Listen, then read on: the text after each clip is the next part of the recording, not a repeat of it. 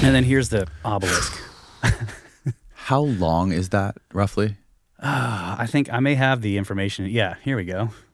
Oh, my God. So, 137 feet. Yeah, 41.75 meters. Rough, estimated 1,200 tons. That's 2.4 million pounds or 1.09 million kilograms.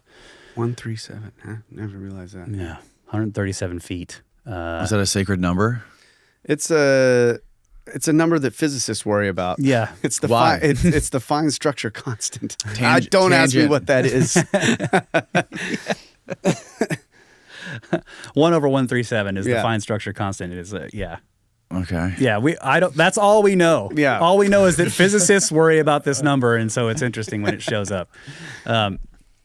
So yeah, again, you can see now that we've looked at these marks all over the quarry, you can see it's very faint here because they were sort of making a nice finished surface. But you see this grid? Yeah.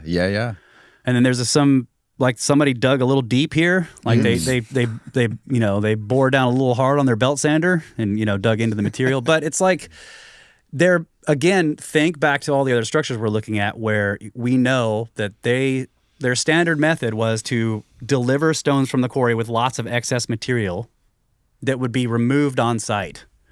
So you can imagine that this thing has it could have a foot of excess material on each side. Like it was going to be a much thinner and smaller thing. Right now they're cutting it out. And of course they say this is the largest one ever found or ever known about. It would have been had it been completed. Yeah. So it makes sense if it had all that excess material on it that it's going to be larger than any of the completed ones. Yeah. Because eventually when they get it to the site and they're ready to stand it up, they face it.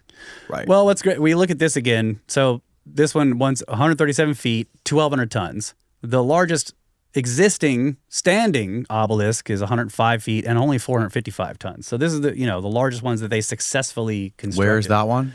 It's now in Rome, I believe. Oh, wow. It was stolen, right? And is it the same material? Yeah, I think so. Okay. It's granite. Yeah, I think so. Oh, man. I might not be in Rome. I don't remember where the Lateran is. It's no longer in Egypt, I don't think. But so this is the front of the unfinished It has obelisk. a cross on top of it, so it's probably not. Yeah. And you can see like they were already making it sort of obelisk-y, right? They were giving it the pointed tip. Right.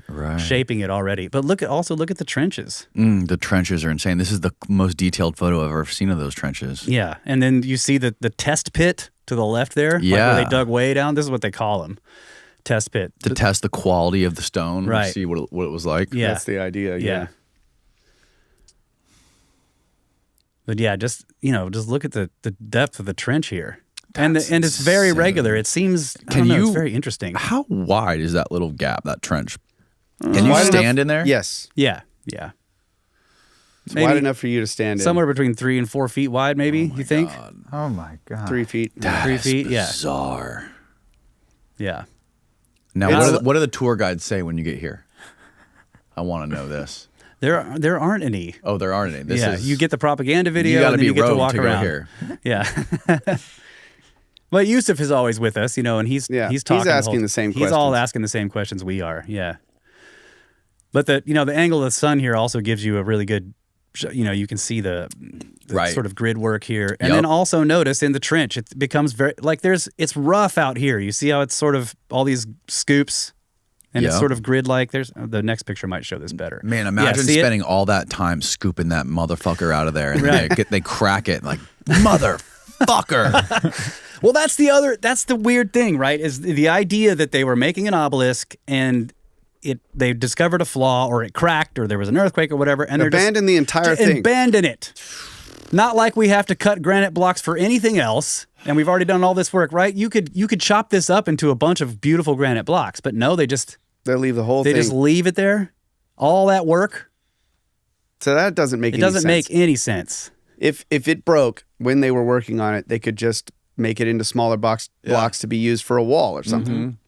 But they didn't. Yeah. So it suggests that whatever work they were doing just all stopped. Yeah. This is for a and then it gets reason. buried, and then the people who were quarrying later didn't even know it was there. This correlates with the woman on White Sands running. Yes. Yeah, get buried. Yeah. There you go. It gets buried, yeah. The other thing you'll notice, like I can back up and show you this here, that these lines go all the way down the trench, across the bottom, up the side of the obelisk, probably pretty regularly across the top, down the trench, up. It's a continuous. I would love to scan the whole thing and find out is it really a rough grid?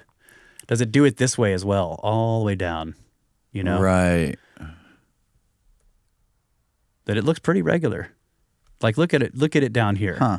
See how these scoops are going up and then they start going across the thing the same way here, down. Somebody did something weird right there on the top of the obelisk. Right here. Somebody messed it up. Yeah.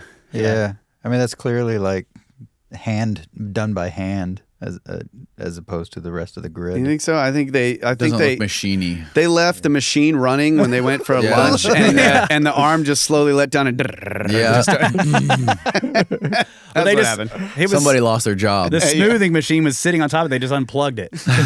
And when they came back to work after lunch, they plugged it back in and it starts bouncing around on there. But yeah, again, this just shows you the regularity of the lines going across the bottom of the trench. And then the ones coming down the side here. Right. Oh, and here's Kyle attempting his. No, I'm making an obelisk right there. Yeah, he's bro. building an obelisk. Dude, look at your hair, man. I just cut it off not too long ago. No wonder you're so good at playing guitar. I'm growing it back. But yeah, you do that for a little bit and you're just like, no. This is this is not how they did it. Gonna be there a while, mate. Yeah. So we couldn't get down in the trench next to that obelisk, but there are other places in the quarry where you can get down into the trenches next to some really large blocks that they were cutting out. This is one of them. So this is showing you scoop marks next to that. Here's another good set. Oh, wait. Go back there. There. So see the edge on the right? Mm-hmm. Does that look like a radius? Because look how perfect it is. That curve. Yeah, it does. Yeah, Could be. It's very interesting. But they're definitely working. The work is the piece of stone to the left. Yeah, this was going to be the piece That's of the thing stone that they were trying to remove. Okay. Yeah. So they're like cutting in and then cutting down deep and then cutting up underneath this thing. Now wait a minute. There actually could have been a piece of work to the right, broken off here. like you're saying. Yeah. They dug under it and broke it off. That could be that. Yeah. So he might be right. Well, about I'm that. just thinking that if it's a machine that's got like a You mean it's a central radius point, this way? yes. Yeah. Like that was the extent of the reach. Yeah. of the So machine. it's going from one side to the other, and that's Yeah. the part of that radius. Yeah, that's a good point. It is a good point. So this is It just looks like sand. Looks like a sand castle. yeah, it does. Yeah. So this is down in that next to that work on the other So you side get of it. an idea of the width of that trench. Yeah. So you can see how the lines are continuous. Now I'm down in there looking up at the trench walls. Mm-hmm. This is looking underneath the work. So you can see the scoops continue up underneath the block and then go up onto the underside of the block and then continue up. It's like what was making this turn here? Yeah. And again, it seems to happen. There's like a line in the granite here. Is it a curved line? Or What I mean straight? is like there's The natural stone. The natural stone is just lighter right in this section where they were turning. Right. It's strange. But yeah, see how deep these scoops are. You're standing in them. When you're walking through them, it's very strange. Mm-hmm. But like Ben has said this before, that if you're using pounding stones, the place where you want to use the stone is on these ridges. That's where you're going to break off the most material. If you were actually doing it by pounding rocks against it, you would hit this part or this part because you have the most chance of breaking off a large amount of material instead of a little bit of dust. Yeah, the Right. point is you just would never end up with wouldn't end up ridges with- that high, that Yeah. raised. Right. If you were just pounding away at it No, by not hand. at all. I don't think. But I love this. The idea of the story is like this is your trench, Johnson. Take your pounding stone. This is where you work. Don't come over in my Don't work trench, bro. on this trench. You work in this one. Yeah. And so each guy just sits here for his entire life Entire life. and digs.